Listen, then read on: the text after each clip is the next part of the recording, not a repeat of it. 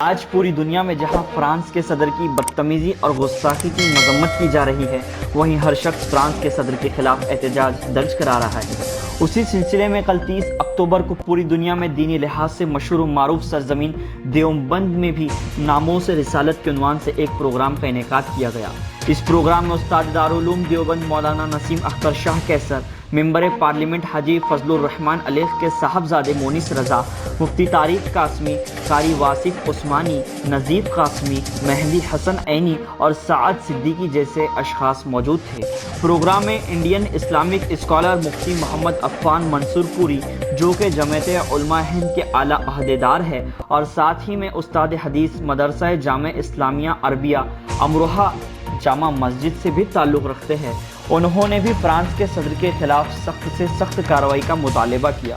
موصوف کہتے ہیں کہ مذہب اسلام کسی بھی مذہب کے پیشوا پر انگلی اٹھانے سے روکتا ہے۔ محمد صلی اللہ علیہ وسلم کی تعلیم ہے کہ کسی بھی مذہب کی بزرگ شخصیت کو نشانہ نہ بنائے اور ان پر تنقید نہ کی جائے، لیکن اس کے باوجود محمد صلی اللہ علیہ وسلم کی شان میں گستاخی کے واقعات مسلسل ہے اور مسلمانوں کے جذبات کے ساتھ کھلواڑ کر کے کچھ طاقتیں دنیا کے امن و سکون کو غارت کر کے اور انہیں نقصان پہنچانے کی کوشش کر رہے ہیں۔ موصوف بہت ہی افسوس کے ساتھ کہتے ہیں کہ ہمارے ملک کی حکومت فرانس کے صدر کے اس مجرمانہ رویے کی تائید کر کے اپنے ملک میں بسنے والے ایک بڑی تعداد میں مسلمانوں کے ضمیر اور ان کے جذبات کے ساتھ کھلواڑ کر رہے ہیں۔ یہ احتجاج کیا مانگ ہے آپ لوگوں کی؟ اس احتجاج کی وجہ تو یہ ہے کہ فرانس کے صدر نے محسن انسانیت جناب رسول اللہ صلی اللہ تعالی علیہ وسلم کی شان اقدس میں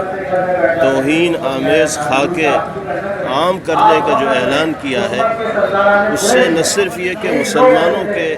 دلوں کو زبردست ٹھیس پہنچی ہے،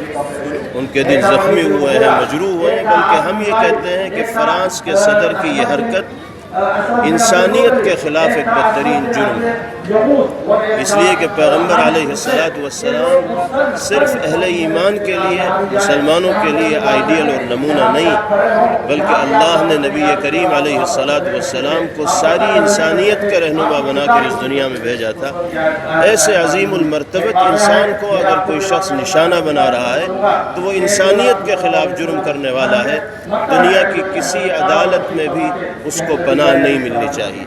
ہمارا مطالبہ یہ ہے کہ پیغمبر علیہ السلام کی شان اقدس میں گستاخی کرنے والوں کو بدترین سزا دی جائے،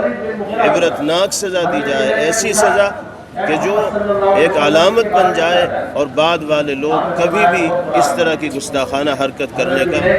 کی جسارت نہ کر سکیں، ہمت نہ کر سکیں۔ اس احتجاج کے ذریعے ہم یہی پیغام دینا چاہتے ہیں کہ ملک میں اور ساری دنیا میں اگر امن و امان کو قائم رکھنا ہے